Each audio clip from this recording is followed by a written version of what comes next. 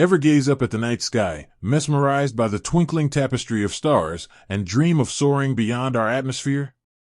Maybe you devoured sci-fi stories where teenagers bravely piloted spaceships, or perhaps you saw the awe-inspiring images of the first civilians reaching space. It's enough to ignite a spark in anyone, regardless of age. But hold on, Space Cadet. Before you pack your moon boots and apply to be humanity's next Yuri Gagarin, there's a crucial question: is there a minimum age to fly on a spaceship?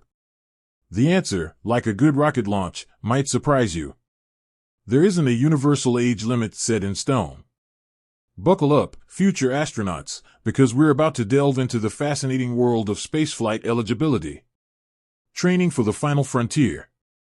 First things first, space travel ain't a walk in the park, or a stroll on the moon, for that matter. Spaceships are complex machines, and the human body undergoes immense physical changes during spaceflight. Astronauts endure intense G-forces during launch and re-entry, experience microgravity that messes with muscles and bones, and face constant exposure to radiation. Yikes! So, aspiring space travelers need rigorous training. This includes physical conditioning to withstand the G-forces and adapt to microgravity. They learn complex spacecraft systems, emergency procedures, and the intricacies of conducting scientific experiments in space. It's basically astronaut boot camp, and it's not for the faint of heart or those with a fear of heights. Space agencies setting the bar.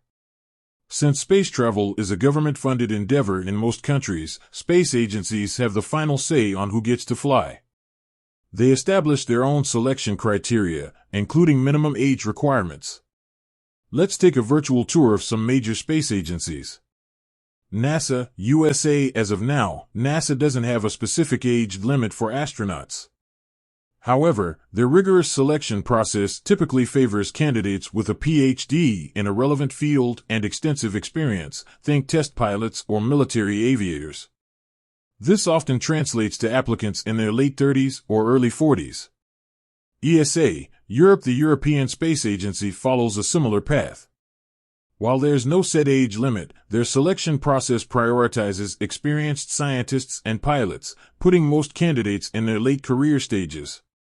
CNSA, China. The China National Space Administration is a bit more secretive, but their astronaut corps primarily consists of experienced military pilots. The future of space tourism, lowering the age barrier? With the rise of private space companies like SpaceX and Blue Origin, space tourism is no longer just science fiction. These companies are developing reusable spacecraft designed to carry paying customers on suborbital or even orbital flights. Here's where things get interesting. Private companies are less focused on scientific expertise and more on offering unique experiences. This opens the door for a wider range of passengers, potentially lowering the age barrier. But is flying to space at a young age safe and responsible? There are concerns. The long-term effects of spaceflight on young, developing bodies are still not fully understood.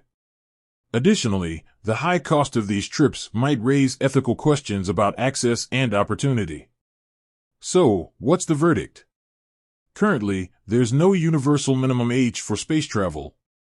Space agencies prioritize experienced professionals, while private companies might offer more flexible options in the future. The key takeaway: focus on education. Pursue a STEM field: science, technology, engineering, and math. Stay healthy and fit. And who knows, maybe your name will be on the next mission to Mars, regardless of your age. With that said, thanks for watching, and until next time, keep reaching for the stars.